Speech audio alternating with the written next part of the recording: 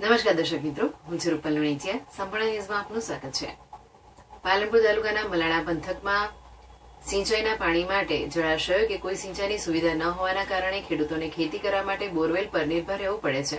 પરંતુ આ વિસ્તારમાં જમીન નીચે પથ્થર હોવાને લીધે મોટા ભાગના બોરવેલ ફેલ થઈ જતા હોય છે. ખેડૂતોને આર્થિક નુકસાન વેઠવાનો વારો આવી રહ્યો છે.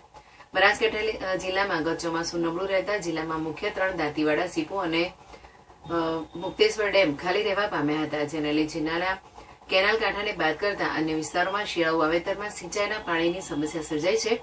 જેમાં દાંતીવાડા ડેમ ખાલી હોય પાલનપુર તાલુકાના મલાણા પંથકમાં ખેડૂતોએ સિંચાઈનું પાણી મેળવવા બોરવેલનો સહારો લેતા થયા છે.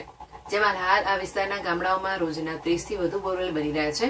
પરંતુ કમનસીબે જમીનની અંદર દોઢ ફૂટે પથ્થર આવી જતા હોય મોટાભાગના બોરવેલ ફેલ જતા હોય છે અને ખેડૂતોને બોરવેલ પાછળ લાખો રૂપિયાનો ખર્ચ વ્યય થતા દેવાદાર બની રહ્યા છે. જ્યારે જે બોરવેલ સફળ થાય તેને માત્ર 25 ફુવારા ઉપડે તેટલું જ પાણી મળતા ખેડૂતોને પૂરતા પ્રમાણમાં વાવેતર કરી શકતા ન હોય મલાણા પંથકમાં ખેડૂતો માટે ખેતી અને પશુપાલન કરવું મુશ્કેલ બન્યું છે.